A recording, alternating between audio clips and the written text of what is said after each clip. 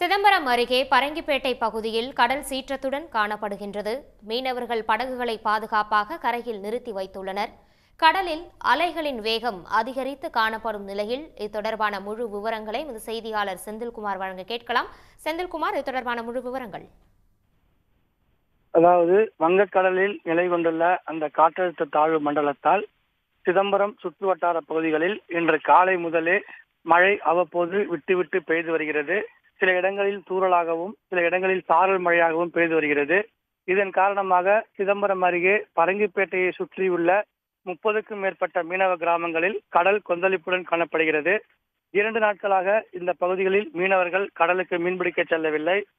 பரங்கிப்பேட்டை, புதுப்பேட்டை, சின்னூர், புதுக்குப்பம், சாமியார்பேட்டை, வேலைங்கராயன்பேட்டை, மடவாப்பள்ளம் உள்ளிட்ட 20க்கும் மேற்பட்ட கிராமங்களில் ஆயிரக்கணக்கான படகுகள் கரைகளில் பாதுகாப்பாக நிறுத்தி வைக்கப்பட்டுள்ளன.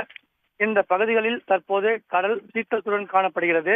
அவ்வப்போது மழை விட்டு பெய்து வந்தாலும் கடல் மற்றும் சீற்றத்துடன் அலைகள் பல மீட்டர் தூரத்திற்கு உயரே எழும்பி காணப்படுகிறது.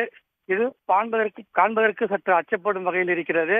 அலைகள் சீற்றம் அதிகமாக இருப்பதால் மீனவர்கள் அந்த அலைகளில் தங்களது படகுகள் சிக்கிக்கொள்ளக் கூடாது என்பதற்காக படகுகளை பாதுகாப்பாக கரைகளில் நிறுத்தி வைத்திருக்கின்றனர்.